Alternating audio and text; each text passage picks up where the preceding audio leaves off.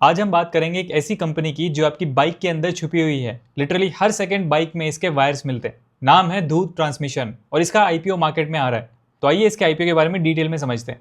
ये आईपीओ 10 अगस्त से 12 अगस्त तक ओपन आने वाला है अप्लाई करने के लिए। सबसे पहले अगर हम इसे ग्रे मार्केट प्रीमियम की बात करें, इसका करंट जीएमपी यहाँ पे 260 के अराउंड चल रहा है, यानी हमें इसमें करीब 30% का एस्टिमेटेड लिस्टिंग गेन देखने को मिल सकता है। पर लॉट के हिसाब से बात करें तो करीब 4400 रुपये तक का फायदा देखने को मिल सकता है अंदाजन। हालांकि देखिए जीएमपी जो होता है सिर्फ एक अंदाजा होता है, कोई गारंटी नहीं होती कि ऐसे परफॉर्म करेगा। ये टाइम टू टाइम चेंज भी होता रहता है, इस चीज़ का हमें ध्यान रखना है। ना अगर हम इस कंपनी के बिजनेस के बारे में बात करें तो धूत ट्रांसमिशन लिमिटेड ये कंपनी 1998 में स्टार्ट हुई थी। तो धूत ट्रांसमिशन करती क्या है? सिंपल भाषा में ये कंपनी 2 व्हीलर और 3 व्हीलर व्हीकल्स के लिए वायरिंग हार्नेस बनाती है। वायरिंग हार्नेस मतलब वो केबल्स और कनेक्टर्स का बंडल जो पूरी गाड़ी के इलेक्ट्रिकल सिस्टम को कनेक्ट करता है। बैटरी से लेकर हेडलाइट तक, सेंसर से लेकर स्पीडोमीटर तक।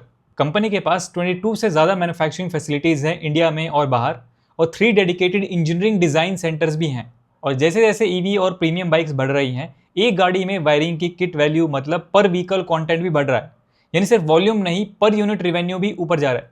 चलिए अब हम क्विकली इस आईपीओ की डिटेल्स की बात कर लेते हैं।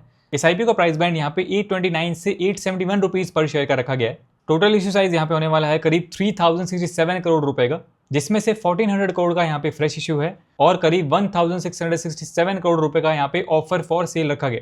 आईपीओ से जो पैसा आएगा उसका यूज कहाँ होगा? इसमें से बड़ा हिस्सा रफली 465 करोड़ एग्जिस्टिंग डेट रीपे करने में जाएगा। कुछ हिस्सा सब्सिडरीज में इन्वेस्ट होगा उसका डेट कम करने के लिए, और 150 करोड़ नई वायरिंग हार्नेस प्लांट सेटअप करने में लगेगा। बाकी हिस्सा जनरल कॉर्पोरेट पर्पजेज और फ्यूचर एक्विजिशंस के लिए रिजर्व है। फेस वैल्यू यहाँ पे रखी गई है 2 रुपीज़ पर शेयर। एक लॉट में यहाँ पे 17 शेयर्स रखे गए हैं, यानी आपको 14,807 रुपीज़ मिनिमम पे करने पड़ेंगे इस आईपीओ में अप्लाई करने के लिए। इस इशू की जो टाइमलाइन होने वाली है उसको आप यहाँ पे स्क्रीन पे देख सकते हैं। 17 अगस्त को इस आईपीओ की लिस्टिंग होगी और अब 12 अगस्त शाम 5 बजे तक इस आईपीओ में अप्लाई कर सकते हैं। चलिए अब हम इसके फाइनेंशियल्स की बात कर लेते हैं। सबसे पहले अगर हम इसके एसेट्स देखें तो एसेट्स हमें यहाँ पे अच्छे दिखाई दे रहे हैं। ईयर ऑन ईयर ग्रोथ हमें एसेट्स में देखने को मिल रही है।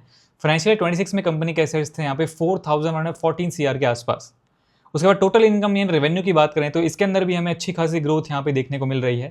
फाइनेंशियल 26 में कंपनी का रेवेन्यू था यहाँ पे 4563 CR के आसपास। प्रॉफिट आफ्टर टैक्स की बात करें, फाइनेंशियल 24 में कंपनी का प्रॉफिट था यहाँ पे 298 CR के आसपास, जो फाइनेंशियल 25 में बढ़ के हो गया 354 CR। फिर फाइनेंशियल 26 में फर्दर इंक्रीज देखने को मिला, 397 CR के आसपास कंपनी ने अपना प्रॉफिट आफ्टर टैक्स रिपोर्ट किया है इन फाइनेंशियल ईयर 26। तो प्रॉफिट के अंदर भी ठीक ठाक ग्रोथ हमें यहाँ पे देखने को मिल रही है। उसके बाद EBITDA, net worth and reserve and surplus हमें यहाँ पे ठीक दिखाई दे रहे हैं। उसके बाद टोटल बोरोइंग की बात करें तो कंपनी के ऊपर थोड़ा बहुत डेट भी है। एज ऑफ फाइनेंशियल 26 कंपनी के ऊपर यहाँ पे 841 CR का डेट है, और अगर हम इसके current debt to equity ratio की बात करें तो वो 0.35 का है, 0.5 से कम है, तो ये अच्छी चीज़। ना अगर हम इसके फंडामेंटल्स की बात करें तो कंपनी की ROE, ROC एंड ROW यहाँ पे अच्छे दिखाई दे रहे हैं, 15% से ऊपर है, तो ये अच्छी चीज़ है। लेकिन एक चीज़ है जो हर इन्वेस्टर को देखनी चाहिए, मार्जिन्स का ट्रेंड। एबिडा मार्जिन फाइनेंशियल 24 में 18.3% था, फाइनेंशियल 25 में 17.2% और फाइनेंशियल 26 में घटकर 15.7% हो गया। ROCE भी 33.6% से गिरकर 19.1% पे आ गया है, और RONA 41% से 30% के आसपास। यानी कंपनी बड़ी हो रही है, रेवेन्यू बढ़ रहा है, लेकिन कैपिटल एफिशिएंसी थोड़ी कम हो रही है। इसके पीछे वजह हो सकती है नए प्लांट्स में इन्वेस्टमेंट या रॉ मटेरियल कॉस्ट प्रेशर। ये नंबर आईपीओ के एंथुजियाज्म में अक्सर छुप जाता है, इसलिए मैं इसे स्पेसिफिकली निकाल के बता रहा हूँ।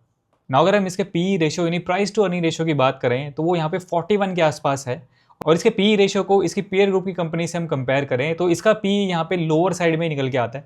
यानी सभी कॉम्पिटिटर से कंपेयर करोगे तो इसका पीई यहाँ पे सबसे लो है। तो धूत ट्रांसमिशन अपने पीयर्स के मुकाबले थोड़ा रीजनेबल वैल्यू पे आ रही है। अब बात करते हैं कंपनी की स्ट्रेंथ्स की।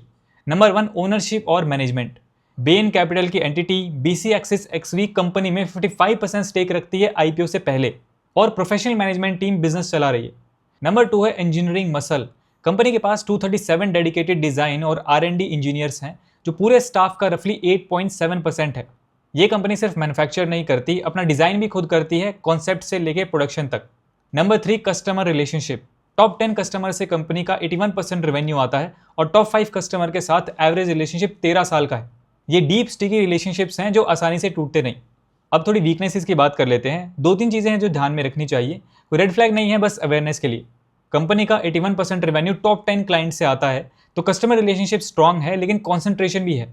दूसरा, कंपनी के पास कुछ आउटस्टैंडिंग डेट है जिसका बड़ा हिस्सा आईपीओ प्रोसीड से ही रिपे हो जाएगा, तो ये आईपीओ के बाद थोड़ा हल्का हो जाएगा। और तीसरा, जैसा हम पहले बात कर चुके हैं, मार्जिन्स में थोड़ा कंप्रेशन हुआ है। ये देखना इंटरेस्टिंग होगा कि कंपनी इसे आगे कैसे स्टेबलाइज करती है। ओवरऑल पर्सनली मुझे कोई स्ट्रक्चरल कंसर्न नहीं दिखा, बस स्टैंडर्ड ड्यू डिलिजेंस पॉइंट्स हैं जो हर आईपीओ में देखने चाहिए। तो ओवरऑल धूत ट्रांसमिशन एक market leading, professionally manage, engineering heavy business है जिसकी ग्रोथ स्टोरी स्ट्रॉन्ग नजर आ रही है और पीयर्स के मुकाबले वैल्यूएशन भी रीजनेबल दिख रही है। हालांकि ये मेरा पर्सनल व्यू है, आपको अपना डिसीजन अपने रिस्क एंड एनालिसिस पे लेना है। आगे देखते हैं इसका जीएमपीएस सब्सक्रिप्शन वगैरह कैसा रहता है। उसको मैं यहाँ पे टेलीग्राम पे टाइम टू टाइम अपडेट भी करता रहता हूँ, वहाँ पे आप ज्वाइन कर सकते हैं। लिंक आपको वीडियो डिस्क्रिप्शन में मिल जाएगा। आपको इस आईपीओ के बारे में क्या लगता है, आप क्या करने वाले हैं, कमेंट सेक्शन में अपना ओपिनियन जरूर शेयर कीजिए। आज की वीडियो में इतना ही। वीडियो पसंद आए तो लाइक कीजिए। मेरा नाम है सुनील, मिलते हैं नेक्स्ट वीडियो में। Thanks for watching.